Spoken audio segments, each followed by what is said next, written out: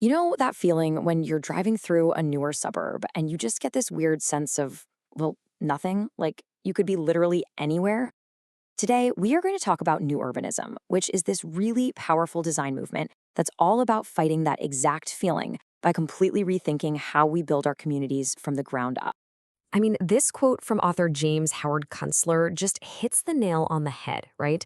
For decades, the way we've built things has created this landscape of endless strip malls and identical subdivisions.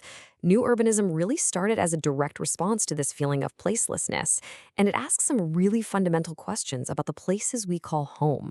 So, wait, how did we even get here? Well, after World War II, there was this whole new vision of the American dream, and it was completely built around the automobile. We started using something called Euclidean zoning, which is just a fancy way of saying we strictly separated everything. Homes go here, shops go way over there, and your office is somewhere else entirely. And when you build everything around the car, you get the side effects we all know a little too well: constant traffic, endless sprawl, and a real sense of social isolation. But what if that wasn't the only option? What if there was another way? What if we could actually look to the past, to the way towns were built for literally centuries, to find a better way to build for the future? This is the big question that really lit the fuse for the new urbanist movement. Okay, so what is new urbanism exactly? Well, at its heart, it's a design philosophy that puts people first. Simple as that. Instead of designing for cars, it designs for humans. The whole goal is to create neighborhoods that are truly walkable, that have a great mix of homes and businesses all jumbled together, and that are built to create a genuine sense of community. It's about building places, not just projects. So how does this actually work in practice? What are the ingredients? What does it really take to build a new urbanist town? Let's get into the blueprint. Now, this diagram might look a little complicated at first glance, but it's not some radical new invention. It's actually based on these timeless patterns you see in the world's most loved towns and cities. The core idea is super clear. You have a compact, walkable area with a clear center where pretty much everything you need for daily life is just a short walk away. And here's where you can really see the difference. On the left, you've got sprawl. It isolates everything. Where you live is miles from where you shop, which is miles from where you work. The car isn't a choice, it's a necessity. New urbanism flips that completely. It integrates everything. You've got shops mixed in with homes, streets that connect in a grid to spread out traffic, and suddenly walking becomes the easiest and, honestly, the most pleasant way to get around. And this isn't just random. There's a pretty clear recipe.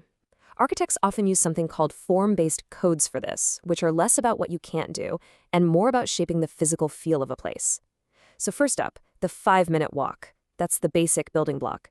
Second, every neighborhood needs a heart, a real center. Third, you mix up the housing types. That way you get a mix of people, young people, older folks, singles, families, which makes the community stronger. And finally, the streets themselves are designed for people, not just as channels for cars. And this is what it looks like when those ideas actually build a community.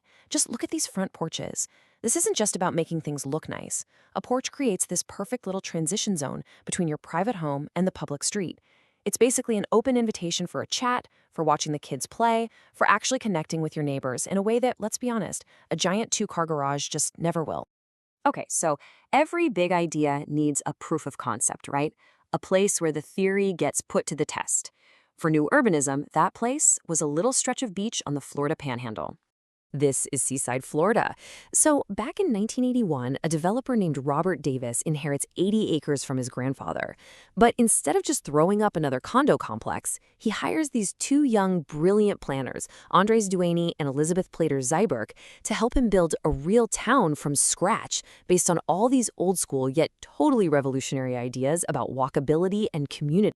And you know what? The world took notice almost immediately. I mean, before it was even completely finished, Time magazine was calling it one of the best designs of the entire decade. Seaside proved that people were absolutely starving for this kind of community, a place that felt like it had a real soul. In fact, it was so picture-perfect, so idyllic and human-scaled, that Hollywood actually chose it as the setting for The Truman Show. You know, the town that was literally too good to be true. It's a fun little piece of trivia, but it says so much about the incredible power of this design philosophy. Seaside was the spark, for sure, but what it ignited was a fire that spread way beyond Florida. It inspired a whole global movement to completely rethink our cities and our towns. The idea even hopped across the Atlantic. This right here is Poundbury in England. It was heavily inspired by Seaside, and it was championed by none other than then Prince Charles. It just goes to show you that these principles of walkability and traditional town planning aren't just some American thing. They're based on universal human desires. And you can literally watch the momentum build over the years. It starts with this one little town, Seaside, in '81. Then, by 1993, it becomes a formal organization, the Congress for the New Urbanism. By the 2000s, these ideas are being used all over the world. And today, you have major cities like Melbourne adopting policies like the 20-minute neighborhood, which is a direct descendant of that original 5-minute walk idea.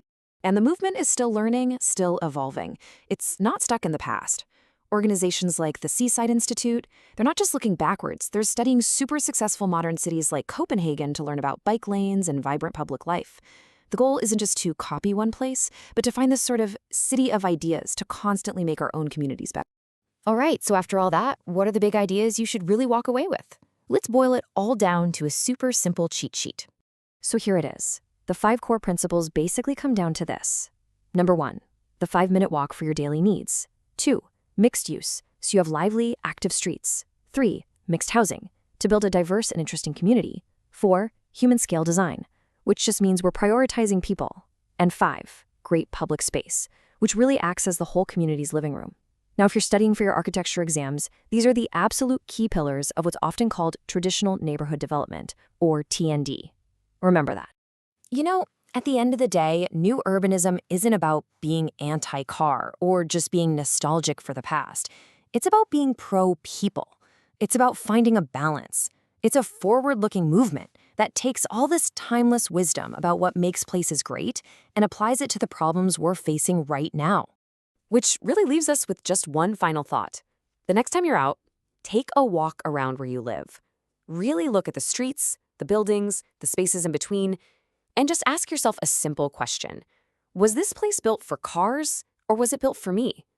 The answer might completely change the way you see your world.